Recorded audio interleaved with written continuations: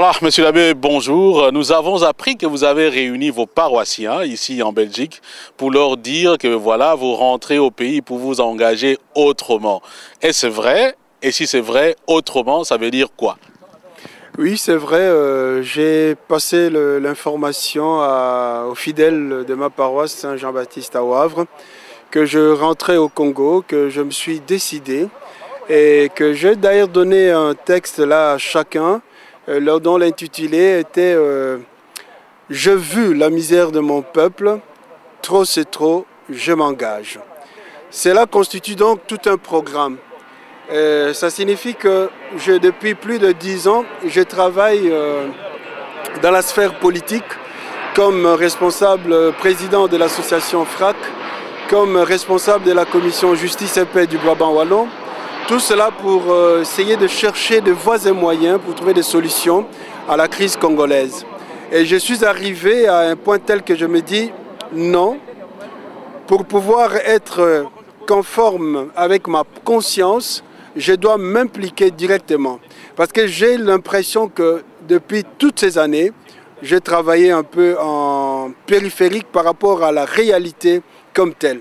Et je me suis dit maintenant je m'engage, c'est-à-dire que je brigue un mandat politique comme candidat député dans la circonscription de Kenge pour pouvoir travailler là où les décisions se prennent au Congo pour faire ma lutte pour l'instauration d'un état de droit, pour faire de la politique autrement, non pas comme nous le voyons des députés qui se tapent des salaires exorbitants et qui se font passer pour des papas Noël aller distribuer des miettes à la population, alors qu'ils devaient lutter au sein du Parlement pour que la population congolaise, chacun là où il est, puisse être capable de se prendre en charge. Donc ça signifie avoir un salaire décent, avoir des infrastructures sanitaires qui répondent et qui respectent la dignité de l'homme.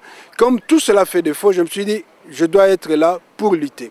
Voilà. Mais, monsieur l'abbé, pour lutter comme ça, il vous faut quand même une certaine adhésion populaire et aussi que vous-même puissiez adhérer à une plateforme politique. Est-ce que vous y allez en tant qu'indépendant ou bien il y a une structure politique dans laquelle vous vous trouvez, ce qui paraît aussi contradictoire parce que quand même vous êtes un abbé, logiquement vous êtes déjà dans l'église?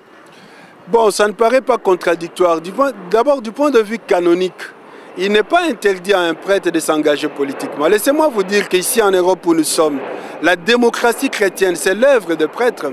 Vous êtes sans ignorer l'abbé Pierre en France, qu'on a enterré il y a 2 ans, qui a eu vraiment qui a fait un travail considérable en France en créant l'association l'Emmaüs. Il était député.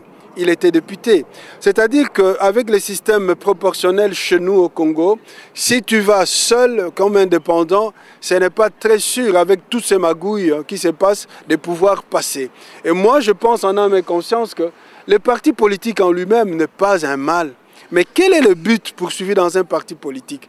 Et je me suis décidé en âme et conscience de m'engager au sein d'un parti politique d'obédience chrétienne, là où je sens qu'on milite pour les valeurs chrétiennes. Et je voudrais être là pour que, depuis le départ, ma conviction qu'on puisse mettre en pratique l'évangile, dans ce sens que l'évangile qui est aussi porteur d'un projet social, projet de justice, projet de paix, projet de respect de la dignité de l'homme. Et voilà pourquoi je m'engage, j'obéis d'abord à ma conscience.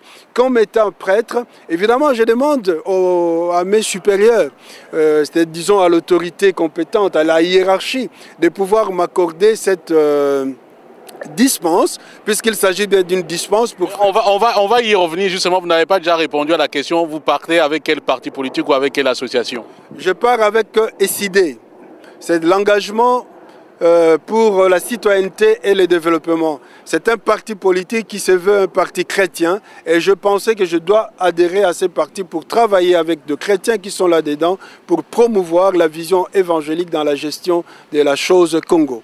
Venons-en maintenant à la hiérarchie de votre église. Est-ce que vous en avez parlé à votre évêque, peut-être aussi au cardinal, parce que je sens que vous voulez profiter de l'antenne pour demander cette permission alors que votre décision a été prise. Qu'est-ce qui se passerait au cas où il vous disait non? Écoutez, je suis quand même prêtre depuis 23 ans.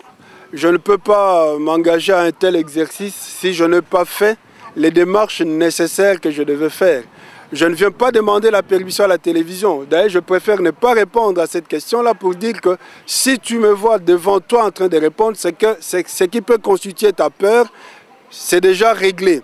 Et dans ce sens-là, je reviens en disant que si je le fais, soit avec permission de l'autorité ou soit avec ma propre conviction, parce que je me suis décidé si l'autorité n'est pas d'accord. Et là, je suis libre de faire cet acte-là. Et je préfère gérer cela entre moi et mon Église, entre moi et l'autorité compétente.